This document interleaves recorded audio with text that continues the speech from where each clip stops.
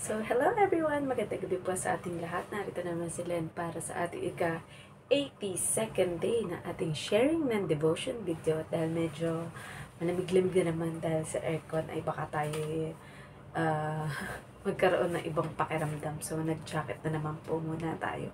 So, magandang gabi po sa ating lahat, and I do hope and pray that everyone is okay at napagtagumpayan na naman nating mga mananagumpay ang buong araw na ito ng Biyernes. So, bago po tayo dumako sa ating pagbubulay-bulay ng salita ng Diyos, ay huwag natin kakalimutan ang mag-opening prayer. So, Ama namin Diyos na makapangyarihan sa lahat, narito po kami, Panginoon, at nagpapasalamat muli, Panginoon, dahil sa buong araw na ito, Panginoon, na bagamat ng iba sa amin, Panginoon, ay nakakaramdam marahil ng pagod dahil sa trabaho, Panginoon, sa bawat araw, Panginoon. Ngunit, salamat, Panginoon, sa kalakasan at katagumpayan, Panginoon, upang ito ay aming matapos at magawa ng maayos ang lahat na aming mga dapat trabahuin, gawin, pag-aaral, at ano pa mang bagay na ginawa namin sa buong araw, Panginoon. Salamat po, Panginoon, sa katagumpayan dahil sa pagtubos ng iyong anak na si Jesus, Panginoon, at sa inyong dakilang pag-ibig sa aming, Panginoon, upang kami ay maligtas sa aming kasalanang lahat, Panginoon. At dalangin po namin, Panginoon, na ang aming pagbubulay-bulay ng salitaan ninyo, Panginoon, ay nagiging isang malaking tulong para sa kapwa namin, Panginoon, upang sa ganitong paraan, Panginoon, ay magkaroon ng pagkakilala at pagtanggap sa inyong anak na si Jesus bilang Diyos at tagapagligtas sa kanilang buhay, Panginoon. At kaligayahan po namin, Panginoon, na magawa ang inyong Great Commission, Panginoon, to go therefore and make disciple of all nations, Panginoon. At gayon din, Panginoon, dalangin namin na aming mga matuturuan, Panginoon, o magkakaroon ng kagaya ng kaalaman, Panginoon, na kagaya ng ipinagkakaloob nyo sa amin, Panginoon, ay sila din nawa, Panginoon, ay magbahagi sa iba ng kanilang mga natutunan, Panginoon, at gumawa din sila ng mga disciple or disipulo sa kanilang nasasakupan, Panginoon. Salamat po, Panginoon, sa paglukob ng banal na Espiritu, Panginoon, na siyang nag-uudyok sa amin kung ano ang mga dapat namin gawin, Panginoon, sa aming araw-araw na paglakad sa inyong kaluwalhatian, Panginoon. Maraming salamat po, Panginoon, sa lahat ng mga biyaya, Panginoon, na ipinagkakaloob nyo, sa kapatawaran, sa kasalanan, Panginoon, sa kagalingan, sa anumang mga nararamdaman na karamdaman ng bawat isa, Panginoon. At alam po namin na aming mga panalangin ay nakaabot na sa inyo. Muli, binabalik po namin na lahat ng papuri at pasasalamat sa tanging pangalan ng bugtong na anak na si Jesus. Amen. Sabi, ito daw po ang nakalagay sa Lucas 19:4. Kaya't patakbo siyang nauna sa dadaanan ni Jesus at umakyat sa isang puno ng sikamoro.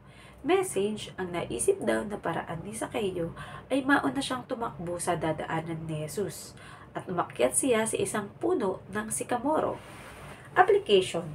Tunay na kapag gusto mong makita o makilala ang isang tao, kahit imposible ay gagawan mo ng paraan. Kaya't si Zaccheo, dahil sa maliit o pandak, ay tumakbo sa dadaanan ni Jesus at napili niyang akyatin ang puno ng sikamoro. Tayo kaya ay gumagawa din ng paraan para patuloy na makilala ang Diyos at si Jesus? That is one of my question. Ano ang ginagawa nating paraan?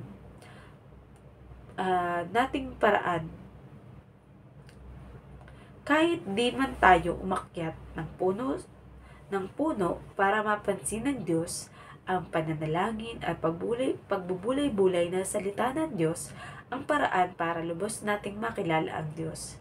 Dahil kung ang puno ay nagbubunga, nagbibigay ng lilim at sariwang hangin, ang mga salita ng Diyos ay may ganyan ding epekto sa atin. At nawa ang maging epekto at bunga nito sa atin ay mas lalong lumalim at tumibay ang ating relasyon sa Diyos at sa ating kapwa. Magkaroon din tayo ng tapang at lakas ng loob para maibahagi sa ating kapwa ang mga natututunan nating ebanghelyo at salita ng Diyos na nakatulong o nakapagpabago sa atin. So, purihin ang salita ng Diyos. Ayan, so dito, 'di ba? Yun nga, dahil alam natin na merong kapintasan si Zaccheo, dahil nga siya ay maliit or pandak kung tawagin, ay mabilis naman siyang tumakbo, o 'di ba? So inunahan niya na ating Panginoong Hesus dahil sabi niya sobrang dami ng tao at nagsisiksikan marahil sila. So ako ay nakaisip ng paraan para makita ko o makilala ang Panginoong Hesus. Ayan. So, ang ginawa niya, umakyat siya sa puno ng sikamoro and doon siya kung saan sa puno nga, 'di ba? Kitang-kita siya or mas mataas siya, mas nakataas siya or nataasan niya yung mga tao na nagsisiksikan para makilala ang ating Panginoong Hesus. So, buhay natin, ayan, ganyan din kaya tayo na naglalaan tayo ng oras or binibilisan natin or ginagawa natin yung paraan natin para makilala ng lubos o magkaroon ng matibay na relasyon sa ating Panginoong Diyos. So, kamusta po ang ating prayer life? Kamusta rin po ang ating quiet time or devotion time para sa ating Panginoon na pagbabasa ng kanyang mga salita? And sabi nga, wag lang natin itong basta babasahin, kundi bulay-bulayin natin ito upang ating maunawaan o maintindihan kung ano ang nilalaman ng ating binasa, 'di ba? So kagaya dito na sobrang dahil sabi nga sa kasabihan, 'di ba, if there's a will, there's a way. So dahil talagang kagustuhan ni Sakeo na makita o makilala ang ating Panginoong Hesus, ay yun yung naisip niyang paraan, 'di ba? So maaari naman tayong gumawa ng iba't ibang paraan para lubos na makilala at magkaroon ng intimate relationship sa ating Panginoon. Dahil sabi nga, ating Panginoong Yesus ay very intentional sa kanyang para mapuntahan ang mga taong kailangan niyang mabahaginan ng ebanghelyo, di ba? Kung saan, syempre, disyerto yun sa kanila doon na panahon, tapos wala pang mga sasakyan, so talagang magbiyabiyahe ka o maglalakbay ka gamit ang mga kamelyo, di ba, or lakad. Ayan, may iba, may mga tinatawag na mga what we call this, yung karwahe para makapunta sa iba. Pero syempre ang karwahe para lang yan sa mga mayayaman talaga or mga hari, ganyan, mga gobernador o mga sundalo, 'di ba? So, yung meron talaga silang mga kabayuhan. So, mga kabayo talaga ang gamit-gamit nila para pangmalakasan o pang mabilisang paglalakbay. Pero ating Panginoong Jesus ay yan. Pumunta siya sa Jericho kung saan ay makikita natin kung sino talaga ang kanyang tunay na pakay, which is ang tinatalakay na nga dito ay si Sakeo, na isang mayaman at pinuno ng mga tax collector or mga maniningil ng buwis. Ngunit sa kabila ng kayamanan ay meron itong kapintasan, which is siya ay pandak, 'di ba? So abangan kung ano ang mga susunod na gagawin ng ating Panginoong Yesus sa buhay ni Sakeo, basta sa ating buhay, 'di ba, na minsan parang marami mga balakid talaga para lumapit tayo sa ating Panginoong Diyos o sa ating Panginoong Yesus, either sa pamamagitan ng panalangin o pagbubulay-bulay ng kanyang salita. Kumbaga, tawag dito, ang ginagawa natin is nagtatrabaho tayo, di ba? May iba sa atin, late na yung mga pahinga. So, kaya minsan, ang gagawin na lang sa gabi ay matutulog na, tapos bukas, kinabukasan, gigising na naman para gumawa ng trabaho, di ba? So, sa buhay niya, parang, ay, wala na akong time para makapag-moment with God, di ba?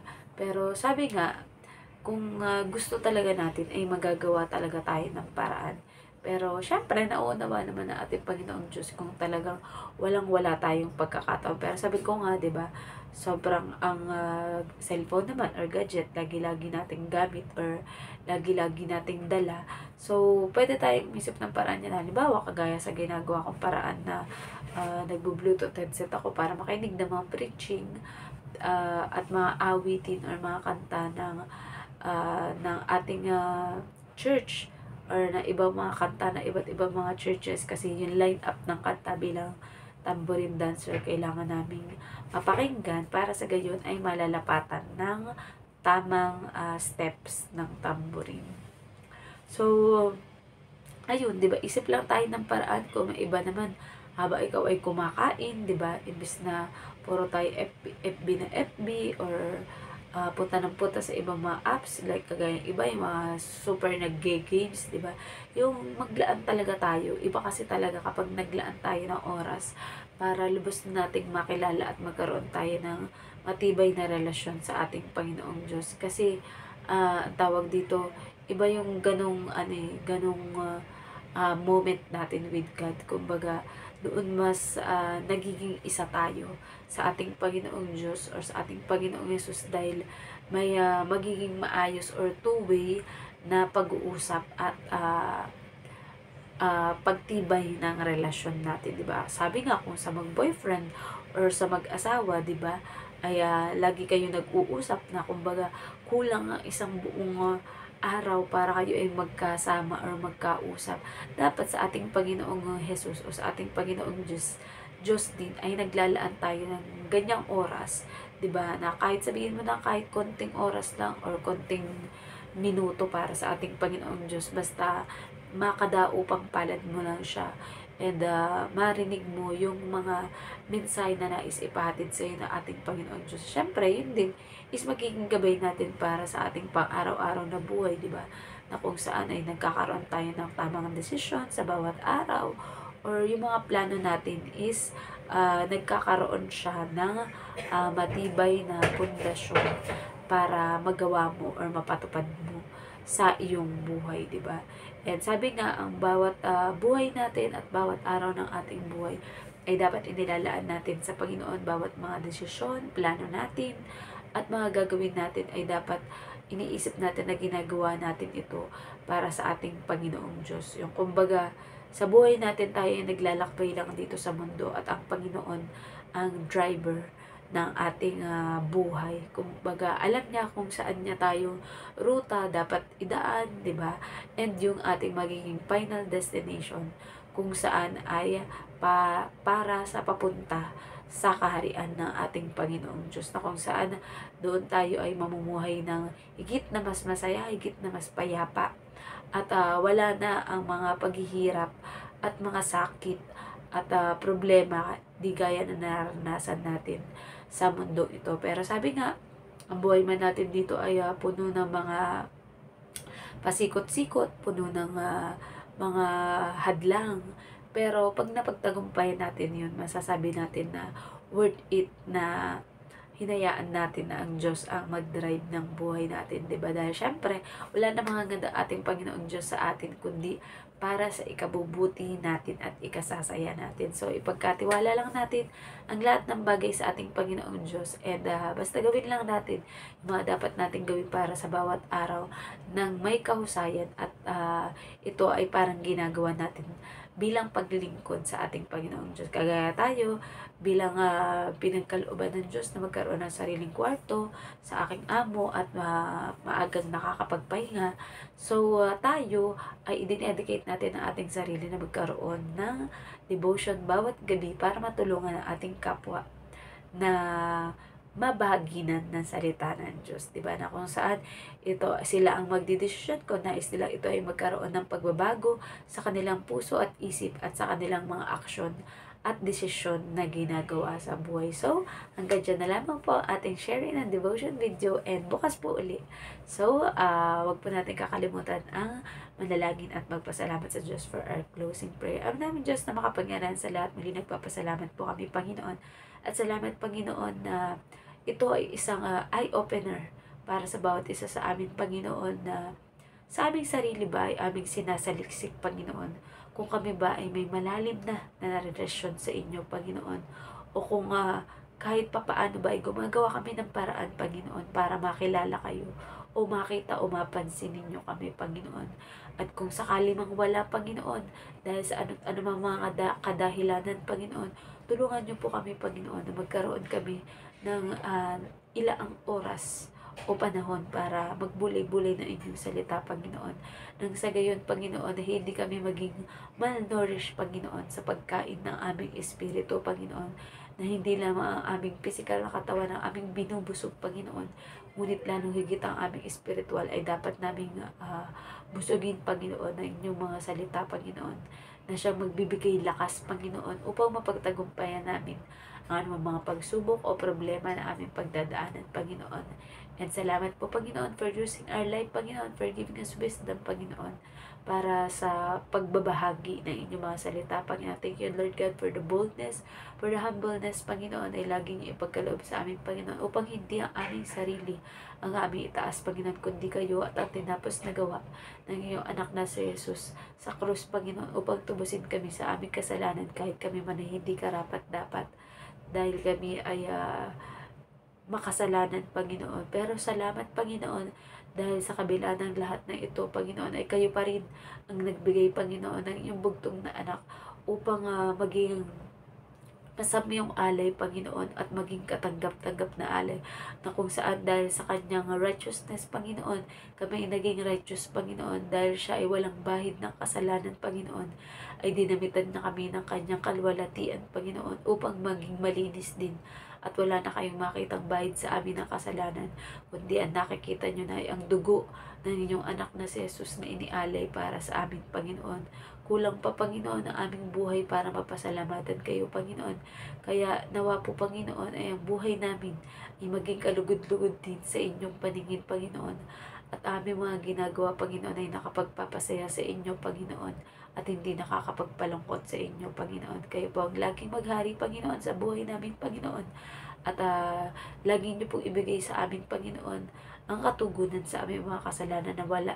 Na ang iba man, Panginoon, na hindi pa namin nakikita, Panginoon. Subalit naniniwala kami, Panginoon, na mga pagpapalang ito, Panginoon, na hindi pa nakita ng kahit sino at na-imagine ng bawat isa, Panginoon, kung ano ang napakagandang bagay na inihahanda nyo para sa amin na gantimpala, Panginoon. Kaya ang lahat ng mga financial problem, emotional problem, physical problem about health, Panginoon, at social problem, Panginoon, sa aming kapwa, Panginoon, ay pinagkaloob niya na sa aming, Panginoon, at sa aming spiritual, Panginoon, na mas lalo itong mapatibay, Panginoon, upang makapaglingkod sa inyo ng aming buong puso, buong isip, buong lakas, Panginoon, at ano pa man ang aming buhay, Panginoon, ay maging kalugod-lugod sa inyo at makita ng tao, Panginoon, na nagsashine kayo at kami ay buhay na patotoo ng tungkol sa inyong kabutihan at pag-ibig at grasya at habag para sa amin. Muli, binabalik po namin lahat ng papuri at pasasalamat sa tanging pangalan na yung bugtong na anak na si Jesus. Amen. Good night po sa ating lahat and God bless. Bye-bye!